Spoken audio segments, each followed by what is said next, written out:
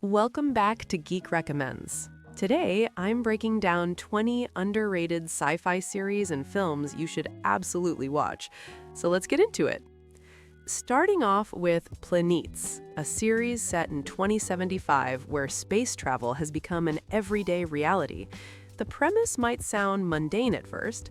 It follows a group of workers whose job is to collect space debris orbiting Earth. Essentially, they're garbage collectors in space. But don't let that description fool you. What makes it special is how it uses this grounded setting to explore genuinely compelling character drama.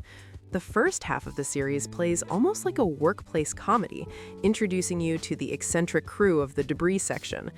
But as the show progresses, it shifts into something more serious, tackling themes about ambition, the ethics of space development, and what it means to chase your dreams.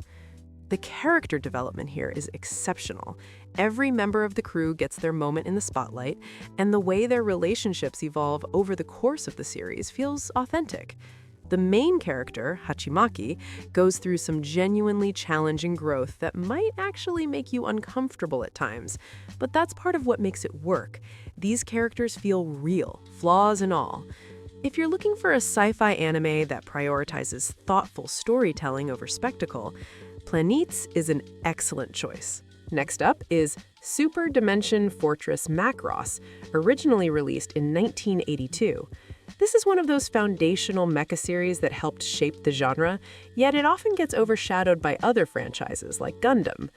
What sets Macross apart is its unique blend of space warfare, character drama, and music. Yes, music plays a significant role in the series, which was pretty unconventional for its time. The story follows Hikaru Ichijo, an acrobatic pilot who gets caught up in an intergalactic conflict between humanity and an alien race called the Zentradi. Beyond the action, Macross takes time to develop genuine emotional connections between its characters. There's a love triangle at the heart of the story that remains engaging throughout. The series manages to balance its military conflict with more personal stakes, which gives it a depth that many similar shows from that era lacked.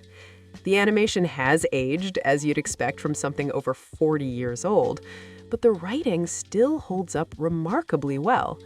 If you're interested in the history of mecha anime and want to see where many modern tropes originated, Macross is essential viewing. Here's something different. Future GPX Cyber Formula is a racing anime from 1991, set in a near future where Grand Prix vehicles are equipped with advanced computer navigation systems. These AI systems can interact with drivers, offer advice, and even help execute complex maneuvers. The series follows Kasami Hayato, a 14-year-old who unexpectedly becomes a cyber formula driver. What starts as a fairly straightforward underdog story gradually develops into something with real emotional weight. The racing sequences are creative and exciting, taking place across various international locations with unique challenges. But the real strength of Cyber Formula lies in its character work. The rivalries between drivers feel genuine, and watching Hayato earn the respect of more experienced racers is satisfying. There are also follow-up OVAs that continue the story with improved production values, which are worth checking out if the TV series hooks you. For fans of sports anime who also enjoy sci-fi elements, this one hits a nice sweet spot. Irresponsible Captain Tylor is a space opera comedy from the early 90s that deserves far more attention than it gets. The premise centers on Justy Uiki Tylor, a lazy and seemingly incompetent young man who joins the military purely because he thinks it'll be an easy job. Through a series of absurd coincidences, Tylor ends up as captain of a decrepit space cruiser called the Soyokaze, staffed with misfits and malcontents. The central question the series plays with is whether Tylor is actually a genius hiding behind a carefree facade, or if he's genuinely just lucky. And honestly, the show never fully commits to an answer, which is part of its charm. What makes Captain Tylor work is how it balances comedy with genuine character moments. The crew of the Soyokaze starts as a dysfunctional mess, but they gradually develop into something resembling a family. There's also an ongoing conflict with an alien empire that provides stakes without overwhelming the lighter tone. If you enjoy series that don't take themselves too seriously while still delivering solid storytelling, Captain Tylor is worth your time. Moving to something more recent, 86 aired in 2021 and quickly earned a dedicated following among those who watched it. The series takes place in the Republic of San Magnolia, which claims to be fighting a war against autonomous drones with no human casualties. This is propaganda. In reality, people deemed ethnically undesirable are forced to pilot mechs and fight on the front lines, classified as subhuman and designated simply as the 86. The story follows two protagonists. Vladilena Melise is a handler who actually treats the 86 as human beings, something that makes her an outcast among her peers, and Noein leads a squadron of elite pilots who have resigned themselves to dying on the battlefield. The dynamic between these two, who can only communicate through radio, forms the emotional core of the series. 86 handles heavy themes like discrimination, dehumanization, and survivor's guilt with genuine care. The production quality is strong, with well-choreographed action sequences and a soundtrack that complements the drama effectively. Geneshaft is a lesser-known title from 2001 that explores some interesting ideas about genetic engineering and human identity. Set in a future where humanity has been genetically modified to be less aggressive, with women outnumbering men 9-1, the series follows the crew of a spaceship investigating mysterious rings that have appeared in orbit around Earth. What makes Geneshaft stand out is its focus on character dynamics within this controlled society.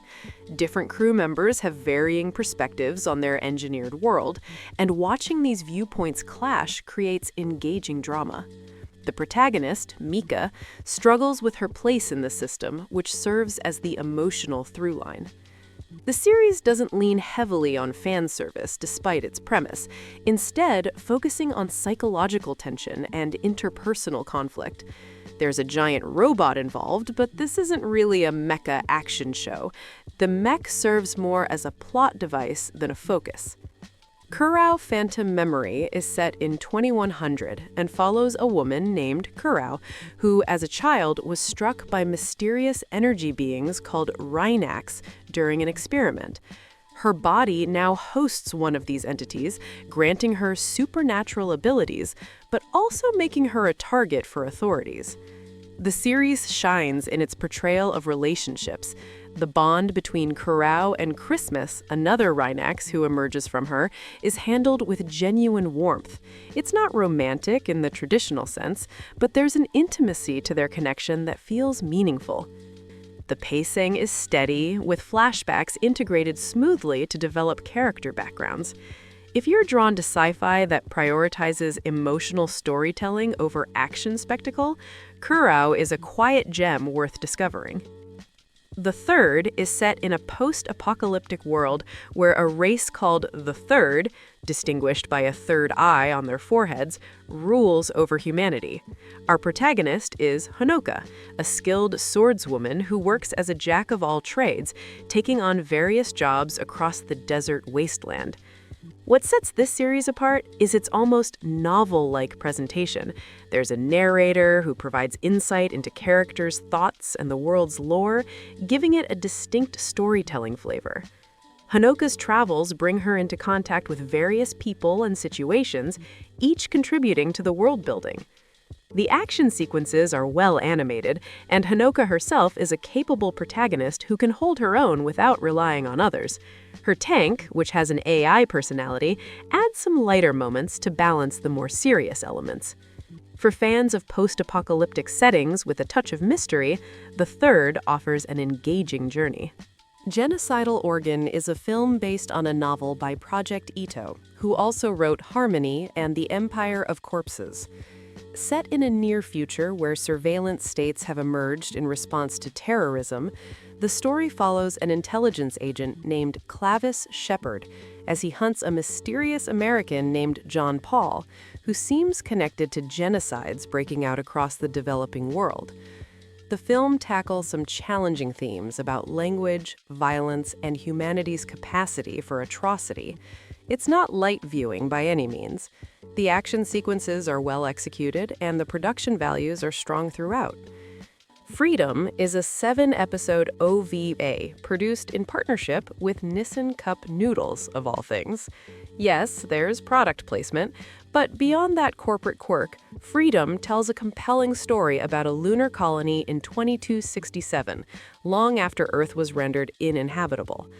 The protagonist, Takeru, is a young man who participates in hovercraft races within the domed city of Eden. After discovering evidence that Earth might still support life, he embarks on a journey that challenges everything he's been taught about his world. What stands out about Freedom is its visual presentation.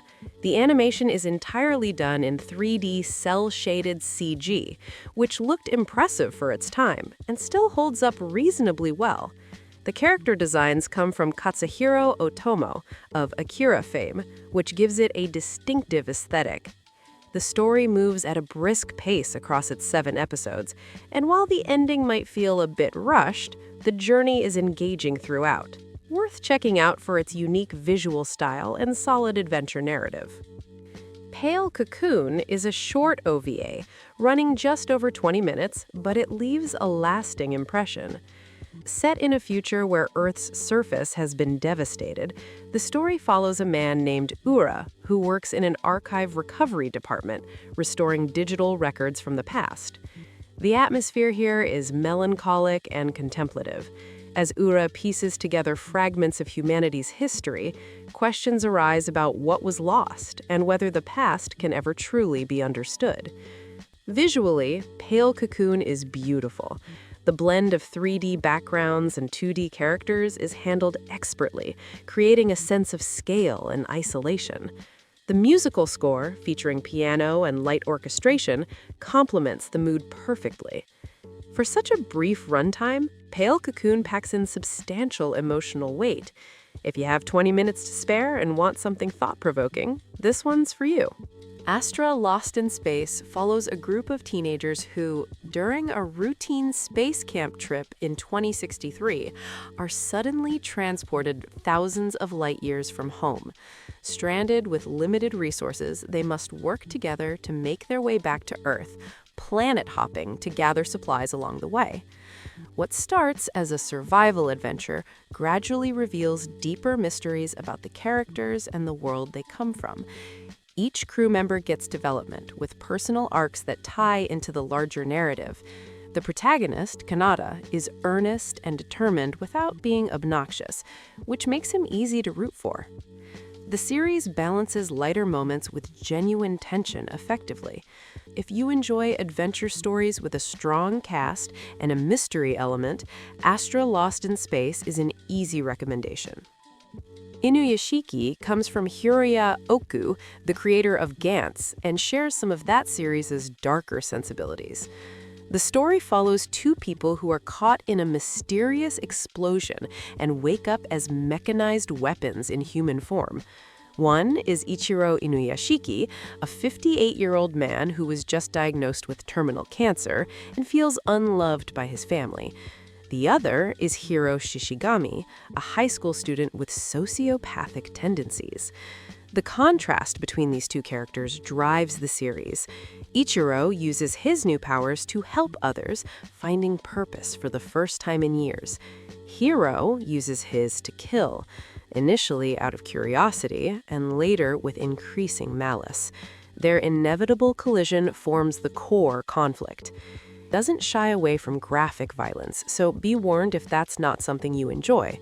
But beneath the brutality, there are genuine explorations of mortality, purpose, and what makes someone human.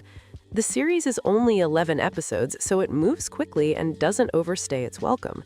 For those who can handle darker content, Inuyashiki offers a unique take on the superhuman premise.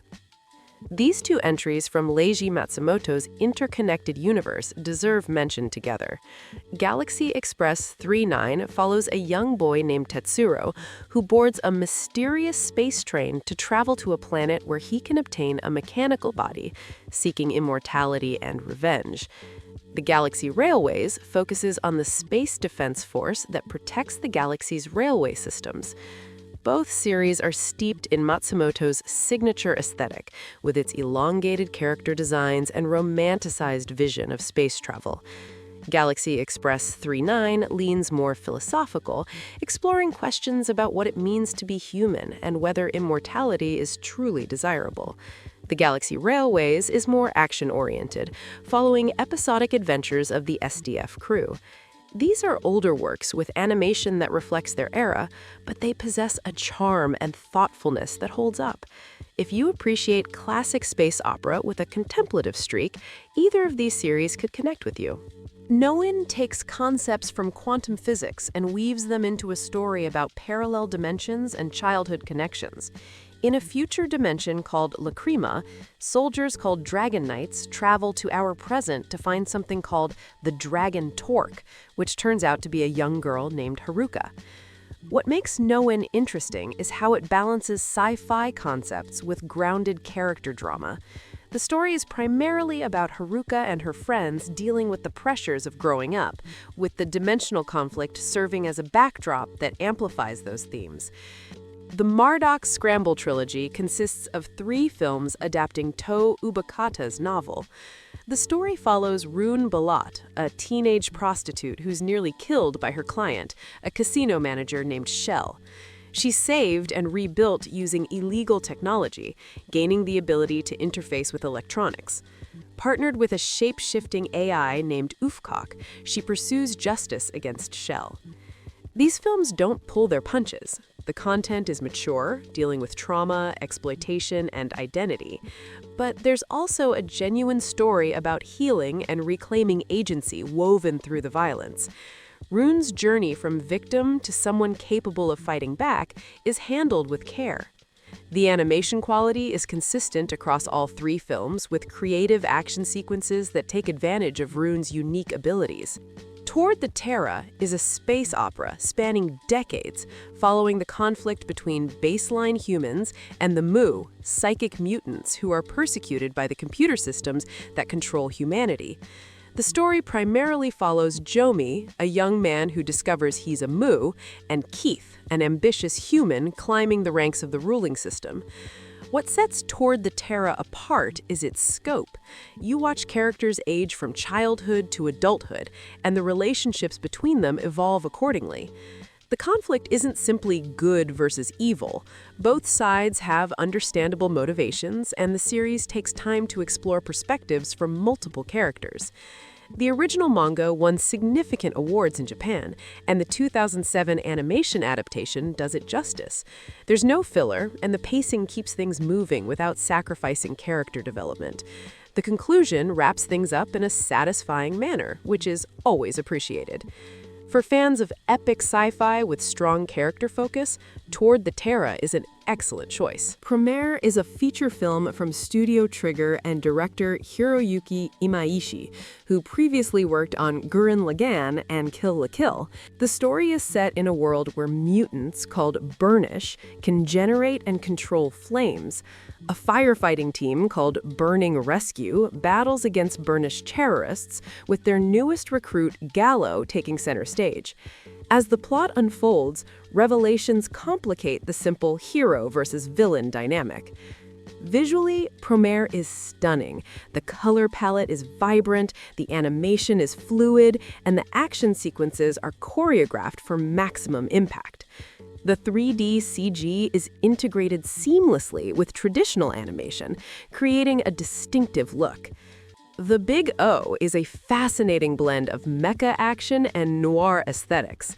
Set in Paradigm City, a place where everyone lost their memories 40 years ago, the series follows Roger Smith, a negotiator who also pilots a giant robot called Big O. The show draws heavily from Batman the Animated Series in its visual style and tone.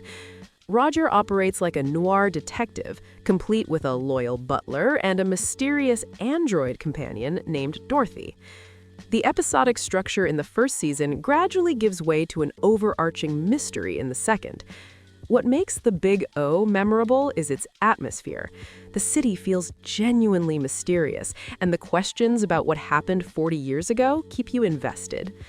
The mecha battles are weighty and impactful, with Big O moving like the massive machine it is, rather than some nimble acrobat. For fans of noir who also enjoy giant robots, the Big O offers a unique combination that hasn't really been replicated since. RahXephon is often compared to Evangelion, and there are surface-level similarities. A young man pilots a mysterious mecha to fight alien threats while dealing with personal trauma. But RahXephon has its own identity, leaning more heavily into romance and mysticism. The story follows Ayato Kamina, who discovers that the Tokyo he grew up in has been isolated from the rest of the world by an alien race called the Mulians.